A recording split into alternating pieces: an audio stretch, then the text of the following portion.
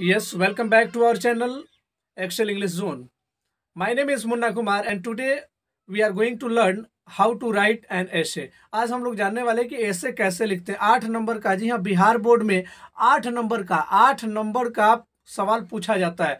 8 number का question ऐसे जो कि राइटिंग सेक्शन में पूछा जाता है, तो उसको बहुत मुश्किल होता है लिखने में। विद्यार्थियों को, जो स्टूडेंट्स होते हैं, एग्जामिनी होते हैं, उनको बहुत प्रॉब्लम होता है। तो हम लोग इस वीडियो के माध्यम से सीख पाएंगे कि आसानी के साथ हम लोग कैसे सीख पाएंगे। इस वीडियो में हम लोग जानेंगे फॉर्मेट और बेसिक वर्ड्स क्या क्या होने चाहिए उसके लिए। ये तमाम चीज़ें हम लोग इस वीडियो में जानने वाले हैं और मज़ा के साथ हम लोग जान पाएंगे कि ऐसे को कैसे लिख सकते हैं। तो आइए हम लोग चलते हैं मोबाइल स्क्रीन पर और जानते हैं कि खूबसूरती के साथ कैसे ऐसे लिखना सीख सकते हैं।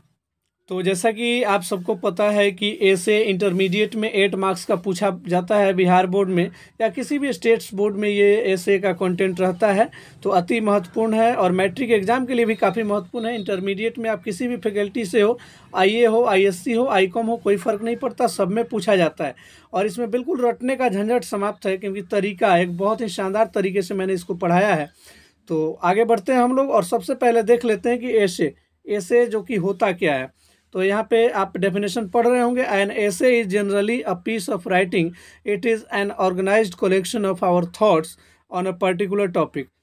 निबंध सामान्यतः लेखन का एक भाग है। यह खास विषय पर, यानी कि किसी खास विषय पर हमारे विचारों का एक संगठित संग्रह होता है।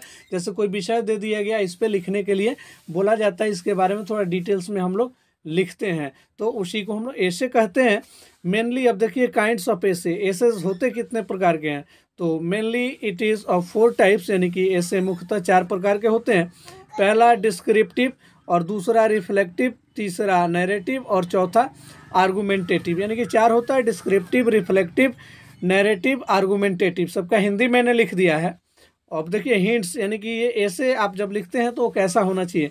किसी भी ऐसे में, यहाँ पे 1 नंबर में देख रहे होंगे, ऐसे में अपना विचार, थिंकिंग तथा अनुभव, एक्सपीरियंस अपने भाषा में बिल्कुल व्यक्त करें। यानी किसी की लिखी हुई बात को कॉपी नहीं करना चाहिए, अपने भाषा में सुंदर तरीके से, आसान तरीके से लिखना चाहिए। 2 नंबर में यहाँ देख रहे होंगे, ऐसे में प्रयोग किए गए शब्द आसान होने चाहिए। यानी कि ऐसे में जो आप वर्ड यूज़ करते हो काफ़ी आसान होना चाहिए।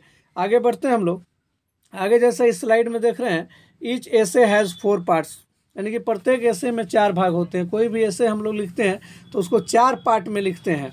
4 पार्ट में लिखते हैं। तो कैसे कैसे लिखते हैं? 4 पार्ट नहीं, बल्कि उसको 3 पार्ट में लिखा जाता है।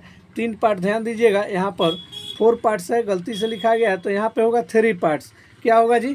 3 पार्ट्स यहाँ पे लिख लीजिएगा, 3, THREE। तो ये 3 पार्ट्स होता है।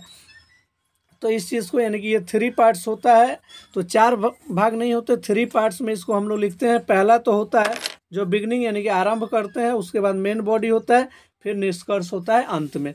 तो ये 3 भाग होता है, यानी कि 3 पैराग्राफ में हम लोग इसको लिखते हैं। जैसे कि बारी बारी से हम लोग देख लेते हैं। एक में बिगनिंग कैसे करेंगे, इस यानी कि बिगनिंग क्या होता है, इसे इंट्रोडक्शन भी कहा जाता है। यानी कि निबंध का यह जो भाग होता है ना, इसमें किसी भी टॉपिक का डेफिनेशन देते हैं, यानी कि उसकी पहचान लिखते हैं कि भाई यह है क्या। जैसे बाढ़ के बारे में दे दिया, फ्लड के बारे में, तो फ्लड होता क्या है।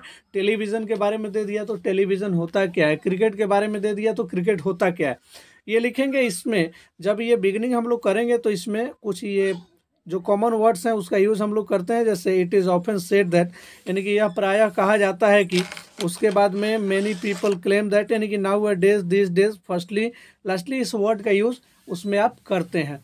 ये अगर याद रहता है तो करने से चेक करने वाले को लगता है कि इसने बेहतर काम किया, इसलिए नंबर खूब देता है।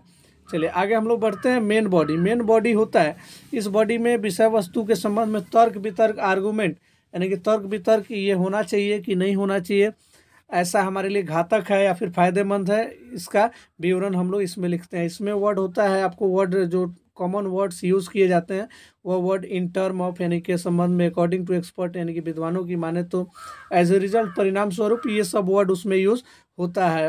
यानी कि ऑन द वन हैंड, एक तरफ, और दूसरी तरफ, ऐसे करके वर्ड हम लोग यूज़ करते हैं। फिर सी में यहाँ पे देख पा रहे होंगे कंक्लूजन, यानी कि लास्ट वाला जो भाग होता है वो कंक्लूजन का भाग होता है। कंक्लूजन का भाग का मतलब ये हो गया कि उसमें हम लोग निष्कर्ष लिखते हैं। निष्कर्ष ये लिखते हैं जैसे पूरी जो बात हम लोगों ने ऊपर लिखा है उस तमाम बात का हम लोग सारांश इसमें लिखते हैं, यानी कि मेन बात, मुख्य बातों को साफ साफ लिखा जाता है। यानी कि इसमें अक्सर सलाह सुझाव यही सब लिखा जाता है, जिसमें लिंकिंग वर्ड आप देख सकते हैं, as far as I am concern, जहाँ तक मैं इस विषय वस्तु से संबंधित हूँ ये लिखा जाता है, चाहे इन माई ओपिनियन यानी कि मेरी राय में, या from my point of view यानी कि मेरे राय में ये चीज़ है। तो ये रहा लिखने का तरीका। अब आगे हम लोग आते हैं, जैसे एक विषय वस्तु यहाँ पे दिया हुआ है, द इविल्स ऑफ पॉवर्टी और पॉवर्टी इज ए कर्स, यानी कि जो निर्धनता है, निर्धनता वो क्या है, इविल्स ऑफ पॉवर्टी यानी कि जो निर्धनता की एक कुरीति है उसको हम लोग कैसे देखते हैं, या फिर पॉवर्टी इज ए कर्स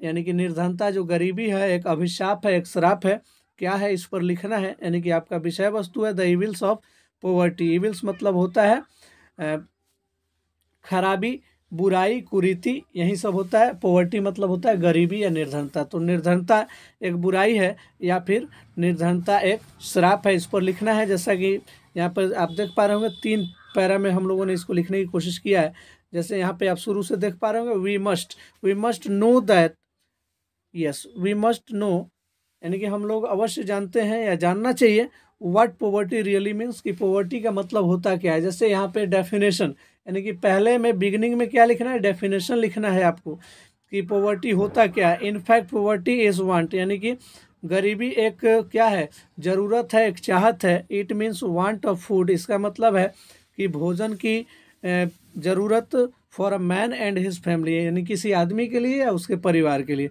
आगे यहाँ पे लिखा हुआ है poverty means want of money to carry on one's studies, यानी कि गरीबी ये चीज़ खोजता है कि भाई हमारे स्टडीज़ के लिए जो ज़रूरत चीज़ें हैं वो चीज़ होनी चाहिए, यानी कि पैसा होगा तब जाके हम नोटबुक या फिर पेन खरीद पाएंगे।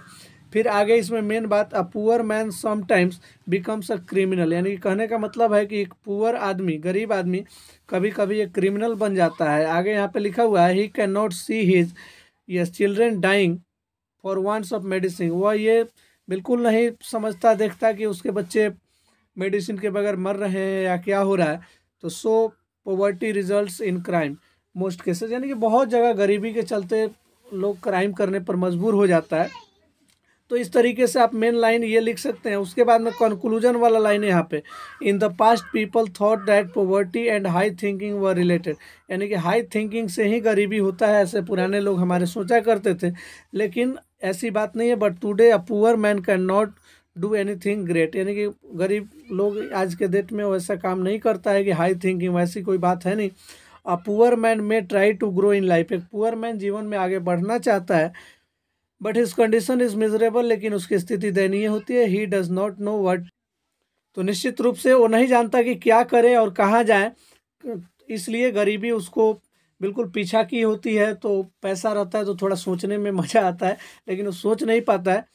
आगे के स्लाइड में हम लोग पढ़ रहे हैं, now we must try to remove the evils of poverty, हम लोगों को इस गरीबी की जो बुराई है, जो कुरीति है, इसको हटाने की कोशिश अवश्य करनी चाहिए।